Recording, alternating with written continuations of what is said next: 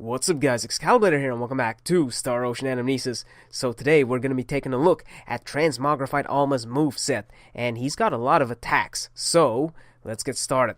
Alright, first up we have Acceleration. So for this attack, Alma charges his ring, and then after a couple seconds he creates 4 pulls of something on the ground, and these pulls slow down your movement as well as nullify your standing AP recovery.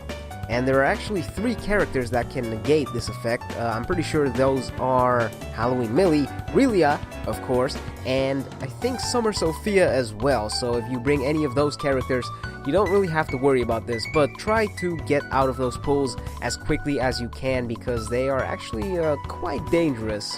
And then we have Aggravation. So this attack is kind of similar to Acceleration in that he charges his ring, but with this attack he unleashes an invisible shockwave, and this shockwave has the ability to curse whoever it touches. So pretty much you have to time your dodge correctly to dodge said shockwave, and if you do that, you can avoid the curse. Basically, curse deals damage over time. And it also has the ability to flinch you, so it would be in your best interest to avoid getting hit by this. Alright, then up next we have Baleful Winds. So for this attack, Alma slams his arms into the ground 4 times, and the way he does that is left, right, left, right. He also moves forward while he's slamming his fists into the ground, and every single time he hits the ground, he creates a tiny shockwave. This attack is actually really easy to dodge, and the way to do that is just to dash behind Alma when he's still reeling back to start the attack, or you could just get out of the way by dashing left or right when he's moving towards you. And then we have Bosom Blow, and this one is kind of similar to Michael's Bosom Blow, except it lasts a lot longer, so it could be a bit more dangerous. But basically he charges up energy and then he releases it into this spherical explosion. It comes out incredibly quickly, and it's kind of hard to react to because of how rare this attack is, so you're never ready for it. But the way to dodge this is by dashing backwards and create some distance, and you should be able to avoid it.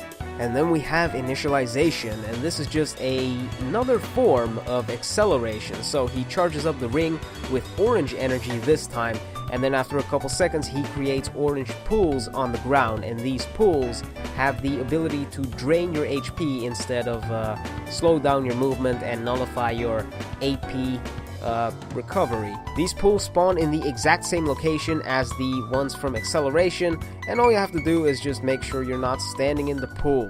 Pretty simple. Then up next we have Lightning Blast, and this is one of his symbology attacks. So you can see him start casting, and then those 2 symbology circles appear in front of him at 2 o'clock and 10 o'clock, and then after a couple seconds you can see 2 streams of lightning appear out of those circles. And you can also see 2 more circles spawn behind him at 4 o'clock and 8 o'clock. And then after the 2 streams of lightning have disappeared in front of him, there will be another 2 streams behind him. It sounds dangerous, but all you have to do is make sure you stand directly in front or directly behind him or directly to his sides, and you should be able to avoid it. But don't stand too close because it does have a little bit of a splash effect to it.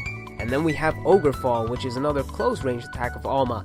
So for this attack, he rises up into the sky, and then he slams down into the ground, and just like GA Revorce, he gets up with a spin attack. He stays up in the air for quite a while, and he's actually tracking you while he's in the air, so as soon as he rises up, make sure you dash away a couple times to create enough distance, and then as soon as he's slammed into the ground, the range of his spin attack is not that much, so you don't really have to stand that far away, but make sure you're not standing like directly in front of him. And as a second to last attack, we have Seraphic Rebuke, which is kind of an interesting attack. So for this attack, Alma spawns a bunch of ice crystals from the sky in front of him, and just like the banana peels with Korra Revorce, these crystals stay on the ground until somebody runs into them or they disappear after a short while. Luckily for us, these crystals don't move around the field, so they're actually really easy to dodge. Just make sure you're keeping your distance, and if you're a melee character, try to get behind Alma because the crystals don't appear there. And lastly, we have Furious Annihilation, which is his Enrage attack, and pretty much as soon as he starts using this attack, the fight is over because he's going to spam it and you can't do anything against it. You probably can't even damage him fast enough to take out his HP before he can kill you with this attack, because it's a one-hit kill. But he charges up his ring like he normally does, and then a gigantic explosion spawns in the center of the arena, and it moves outwards.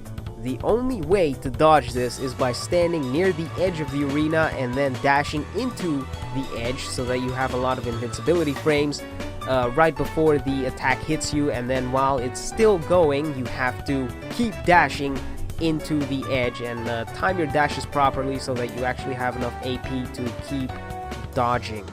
Alright, and that does it for my Transmogrified Alma's moveset. So this guy is actually kind of tough. I mean, Misery 1 is not too bad. You could, if you have any form of healing, you could probably heal yourself faster than he can damage you, because he doesn't do that much damage in Misery 1, even though he's supposed to. But it's the difficulty that's coming next week that I'm worried about, because his damage is going to skyrocket, and with all of the AoE attacks that this guy has, he's going to be a real problem for melee guys in particular. So I think I'm gonna have to switch to a ranged setup at some point, just to make this a little easier on myself. However, I do have to say I like the aesthetic of this fight. I think this is the best looking boss we've had so far, and all of his attacks look really cool too. I like the effect that they have with the acceleration, and I think it's initialization. Yeah, that attack. I just talked about that one, and I already forgot. But I really like the wave effect that those attacks have. Regardless, hope you guys enjoyed that. Hope that was helpful, and I guess I'll see you all next time. Peace!